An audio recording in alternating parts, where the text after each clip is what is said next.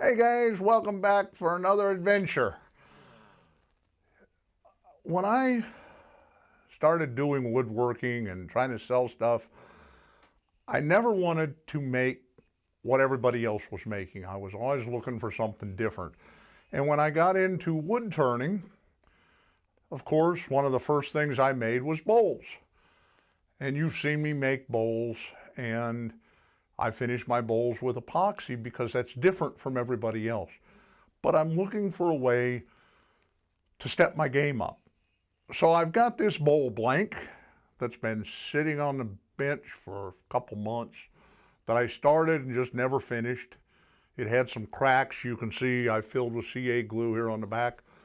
But I'm going to try to do something different with it. So stick around to the end of the video and see if I accomplished my task.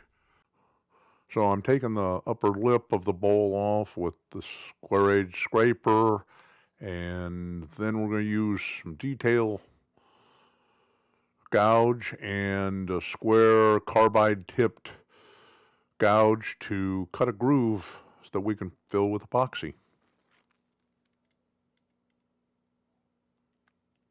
Okay, now let's get it off the lathe, take it down to the epoxy room, and I'll show you what I'm thinking. I'm going to use some bendable acrylic sheet to make a mold. Really like this stuff. It cuts with a knife and it's flexible, easy to glue.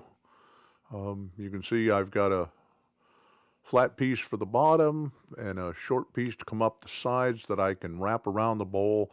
I'm using hot glue to put everything together.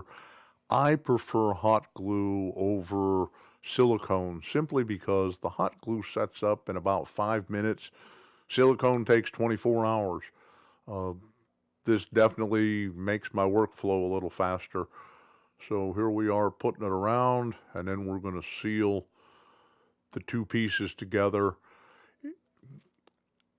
I'm pretty lucky doing this technique. I typically don't have any leaks, and which is a fight when you're doing epoxy. You know, epoxy's like pouring water. If there's just a little pinhole, it's going to leak. So I make sure I dab a lot of hot glue on there, let it set up for 5 or 10 minutes, and then we'll be ready to pour epoxy. So here we are. I glued the bowl blank to the bottom just to keep the epoxy from flowing down into that bottom where I don't need it. And you can see the cup of epoxy I've mixed up. So here we're going to pour it in. I left just a little bit of a gap between the bowl and that circular edge so that the epoxy can flow down in and fill that groove that we cut on the lathe.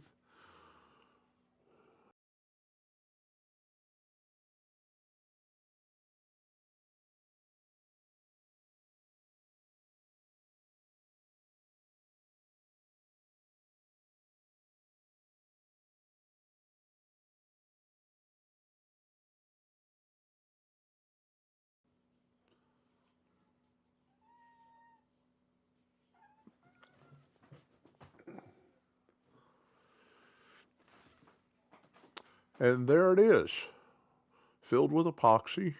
We'll let it sit overnight, and then we'll get that form stripped off, take it back out the lathe.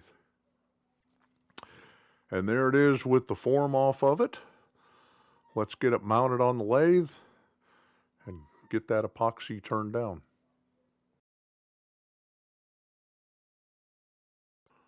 So now we're using carbide tipped tool to clean all the excess epoxy off. One of the problems I always have when I do epoxy is I tend to get too aggressive and chip out the epoxy. So a word of warning, when you're doing this, take it slow and easy and you won't have the chipping problems. Well, the outside's looking pretty good. So now let's grab a bowl gouge and start hollowing out the inside. You guys have seen me do this many times, so I'm just going to show you getting started, and then we're going to skip to the end. Figure you guys don't want to watch for 15 minutes while I hollow this inside out. And here's the inside complete.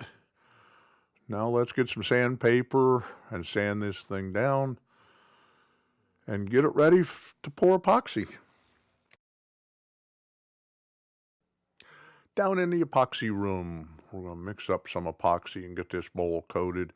You guys have seen me do this many times. I've got a whole video about how I epoxy my bowls, so we're going to skip through this pretty quick.